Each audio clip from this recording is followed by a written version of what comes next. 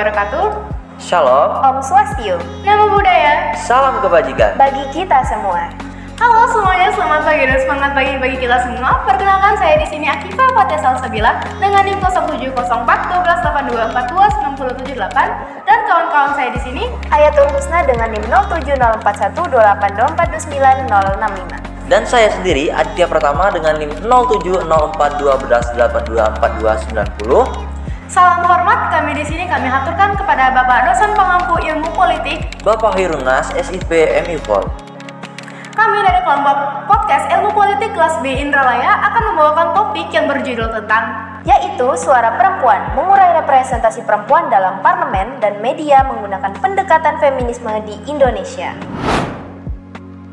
Kita mulai dengan hal yang menarik. Kalian tahu nggak sih kalau sebenarnya perempuan di zaman sekarang, terutama di Indonesia, udah banyak banget berkontribusi di dalam parlemen maupun media, mulai dari dalam negeri maupun di luar negeri. Contohnya nih, Menteri Luar Negeri kita itu Ibu Retno Lestari. Terus bangku ketua DPR kita yang diduduki oleh Puan Maharani. Wah, keren banget ya. Ada lagi loh, meski bukan di parlemen, tapi mereka juga perempuan yang hebat dalam media Indonesia. Siapa itu? Contohnya kayak artis tanah air kita, Maudy Ayunda, penyanyi. Lalu ada juga Zafira Muslimah Indonesia yang lulusan Harvard, dan juga ada lagi yang lagi viral, yaitu Zafiera dari COC. Wah, keren banget mereka ya. Benar-benar memperjuangkan identitas perempuan seperti ibu kita Kartini. Ya, bener banget tuh. Kayak ada lagunya kan. Wahai ibu kita Kartini. Wih, bener-bener deh pokoknya. Tentunya mereka itu sangat membuktikan kalau perempuan tuh juga bisa untuk bersaing dan berada di parlemen maupun media. Tapi guys, tentunya nggak semudah itu. Banyak banget tantangan dan juga dinamika mereka dalam memperjuangkan Indonesia dan juga perempuan sebagai identitasnya. Gak sedikit orang yang masih beranggapan dengan kacamata patriarki kalau perempuan itu cuma di titik 3 rumah, yaitu kasur, dapur, dan sumur. Kalau Adit sendiri nih, gimana pendapatnya? Nah, nggak kalah penting adalah peran media. Media tuh punya kekuatan besar dalam membentuk persepsi publik, termasuk gimana cara kita memandang perempuan. Sayangnya seringkali representasi perempuan di media itu masih terbatas stereotip dan bias gender. Dengan pendekatan feminisme, kita bisa mengkritisi dan memperbaiki cara media menampilkan perempuan, bukan cuma sebagai pemanis layar, tapi sebagai tokoh utama yang punya peran penting. Nah, karena hal tersebut disinilah kami akan membahas tentang representasi perempuan dalam parlemen dan media dengan pendekatan feminisme di Indonesia. Yang menurut kami ini menjadi suatu pembahasan yang sangat menarik dan bergengsi untuk dibahas di saat ini. Kita juga bakal ngobrol banyak hal menarik lainnya loh, tentunya yang memberikan pandangan baru kita dan inspirasi bagi kita semua. Jadi tetap di sini dan nikmati obrolan kita yang santai tapi penuh makna. Selamat mendengarkan.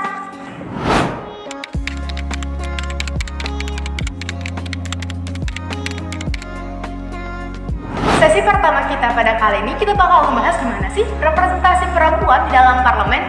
Yuk, kepoin! Nah, teman-teman pernah dengar nggak sih istilah kuota 30%? Ini kayak aturan main di mana setidaknya 30% dari total anggota parlemen tuh harus diisi oleh perempuan. Tujuannya tuh jelas banget biar suara perempuan lebih terwakili dan pengambilan keputusan. Tapi, kenapa harus 30%? Ya harus 50% atau enggak 70% biar adil. Nah, ini dia yang menarik.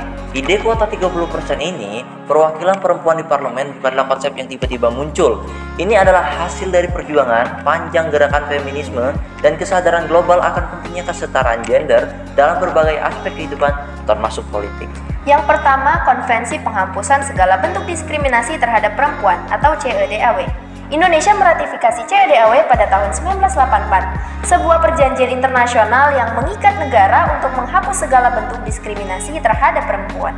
Salah satu poin penting dalam CEDAW adalah mendorong partisipasi penuh perempuan dalam kehidupan politik.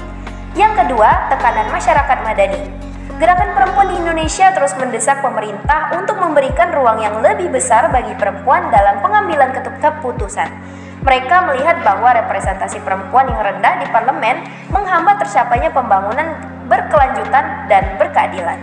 Nah, implementasi kuota 30% tadi itu terdapat di Undang-Undang Nomor 7 Tahun 2017 tentang Pemilu. Undang-undang ini secara tegas mengatur mengenai keterwakilan perempuan dalam partai politik dan pencalonan anggota legislatif. Kuota 30% ini menjadi target minimal yang harus dicapai oleh partai politik. Yang kedua yaitu tantangan implementasi. Meskipun sudah ada aturan yang jelas, implementasi kuota 30% ini tidak selalu berjalan mulus. masih banyak partai politik yang kesulitan memenuhi target ini, dan berbagai kendala secara seperti kurangnya dukungan partai, kurangnya sumber daya bagi calon perempuan, serta stereotip gender masih menjadi tantangan. Tujuan dan manfaat kuota 30% tadi apa sih? Yaitu ada 3. Yang pertama, meningkatkan representasi perempuan. Tujuan utama kuota 30% ini adalah untuk meningkatkan jumlah perempuan yang ada di parlemen, sehingga suara perempuan lebih terwakili dalam pengambilan keputusan. Yang kedua itu mendorong perubahan kebijakan. Dengan adanya lebih banyak perempuan di parlemen, diharapkan akan ada lebih banyak perubahan responsif terhadap keperempuanan dan anak-anak. Dan selain itu, ada yang itu mendorong kesetaraan gender. Kuota 30% ini adalah langkah penting untuk mencapai kesetaraan gender dalam kehidupan politik maupun masyarakat secara umum. Nah, ada lagi yaitu tentang evaluasi dan tantangan ke depan terkait perempuan dalam parlemen. Meskipun kuota 30% telah memberikan dampak positif, masih banyak yang perlu dilakukan. Beberapa tantangan diantara lainnya adalah: yang pertama adalah kualitas keterwakilan. Tidak hanya jumlah, tetapi juga kualitas keterwakilan perempuan perlu diperhatikan. Perempuan yang duduk di parlemen harus memiliki kapasitas dan keberanian untuk menyuarakan kepentingan perempuan. Kemudian, partisipasi politik perempuan di tingkat lokal. Kuota 30% perlu diterapkan tidak hanya di tingkat nasional, tapi juga ada di tingkat daerah, seperti mungkin dalam organisasi keperempuanan yang ada di daerah masing-masing. Kemudian juga ada perubahan budaya patriarki yang masih kuat di masyarakat juga menjadi tantangan yang dalam meningkatkan partisipasi politik perempuan. Kuota 30% perwakilan perempuan dalam parlemen adalah langkah maju yang penting dalam upaya mencapai kesetaraan gender di Indonesia. Namun, keberhasilan implementasi dari kuota ini membutuhkan komitmen dari banyak pihak, dari baik pihak pemerintah, partai politik, masyarakat sipil maupun perempuan itu sendiri. Kalau kita lihat ke negara lain, banyak loh yang udah berhasil meningkatkan partisipasi politik perempuan. Contohnya di negara-negara Skandinavia, perempuan punya porsi yang cukup besar di parlemen.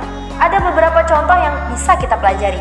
Misalnya di negara-negara Skandinavia seperti Swedia dan Norwegia, partisipasi politik perempuan sangat tinggi. Mereka berhasil menciptakan lingkungan politik yang inklusif dan mendukung perempuan untuk berkarir di bidang politik. Coba deh lihat negara Norwegia, jumlah perempuan di parlemennya udah kayak konser K-pop, banyak banget. Nah, negara ini punya program-program keren buat dukung perempuan masuk politik, mulai dari pelatihan, pemimpinan sampai fasilitas, penitipan anak buat para anggota parlemen yang punya anak. Kenapa bisa kayak gitu? Kuncinya sih ada di dukungan partai politik dan juga masyarakat. Di sana orang-orang udah pada sadar kalau perempuan tuh punya peran penting juga dalam membangun sebuah negara. Nah, kalian pernah nggak sih mikir gimana sih perbandingan antara perempuan dan juga laki-laki dalam parlemen? Apakah mereka mempunyai kesempatan yang sama atau jangan-jangan memang ada diskriminasi di balik itu? Wah, Di beberapa negara, kuota 30% untuk perempuan di parlemen itu sudah ditetapkan. Tapi, tahukah kalian, meski ada kuota, jumlah perempuan di parlemen masih jauh dari kata ideal. Ini tuh menandakan kalau ada masih banyak tantangan yang harus dihadapi perempuan untuk bisa bersaing di dunia politik. Nah, selain faktor kuota, ada juga faktor budaya, stereotip yang mempengaruhi posisi perempuan di parlemen. Masyarakat kita seringkali menganggap bahwa politik itu adalah dunia laki-laki. Perempuan lebih cocok mengurus rumah tangga dan anak-anaknya. Padahal kemampuan memimpin dan membuat keputusan nggak melulu dimiliki oleh seorang laki-laki aja loh. Ada contoh kasus nih. Pernah dengar nggak kalau ada perempuan politisi yang dikritik karena penampilannya atau dianggap terlalu emosional? Sementara laki-laki yang melakukan hal yang sama justru dianggap tegas dan karismatik. Ini tuh contoh nyata dari adanya double standar dalam menilai kinerja perempuan dan laki-laki di dunia politik. Jadi perempuan politikus itu nggak semudah yang dibayangkan loh. Mereka harus menghadapi berbagai tantangan, mulai dari diskriminasi gender, beban ganda sebagai perempuan pekerja dan ibu rumah tangga, hingga kurangnya dukungan dari partai politik. Ada studi kasus yang menyampaikan bahwa beberapa penelitian menunjukkan bahwa perempuan politikus seringkali mendapat pertanyaan yang lebih personal dan tidak relevan dengan pekerjaan mereka, seperti pertanyaan tentang keluarga atau penampilan. Sementara laki-laki lebih sering ditanya tentang visi dan misi dari politik mereka sendiri. Itu nggak adil banget kan ya? tapi jangan khawatir dulu nih, ada banyak upaya yang bisa kita lakukan meningkatkan keterwakilan perempuan di parlemen. Misalnya nih, contoh dengan memberikan pelatihan kepemimpinan bagi perempuan, memberikan dukungan finansial untuk kampanye, dan juga mengubah budaya organisasi partai politik agar lebih inklusif. Nah guys, kita masuk ke sesi kedua yang bakal ngebahas bagaimana sih perempuan dalam media dan kaitannya dengan politik media. Go, ready for here.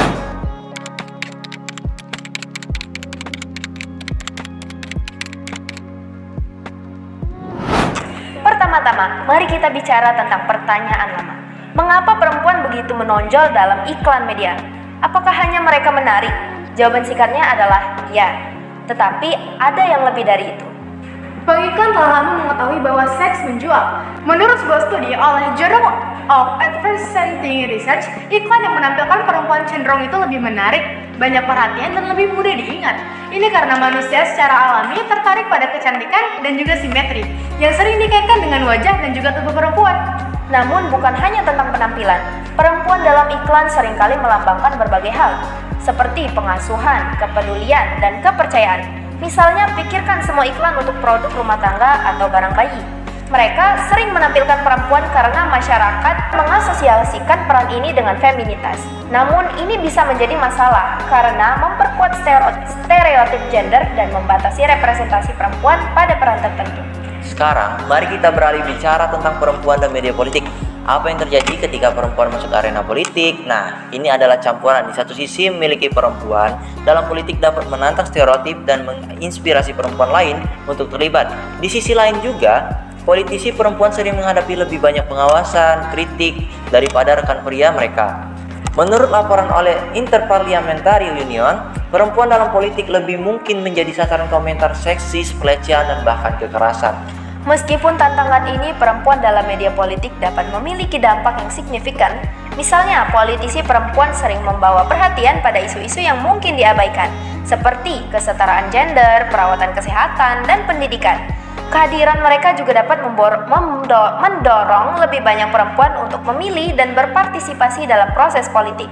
Sebuah studi oleh National Democratic Institute menemukan bahwa ketika perempuan terlihat dalam politis, itu meningkatkan kemungkinan bahwa perempuan lain akan terlibat dalam kegiatan politik. Jadi, bagaimana media mempengaruhi partisipasi politik perempuan?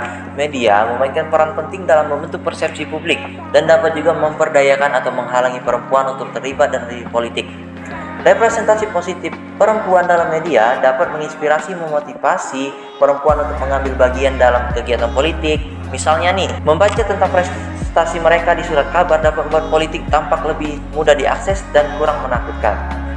Namun media sendiri itu juga bisa membuat stereotip baru loh dengan bias negatifnya. Misalnya, politisi perempuan yang sering dinilai lebih hanya kepada penampilan dan kehidupan pribadi mereka daripada rekam jejak dari mereka sendiri.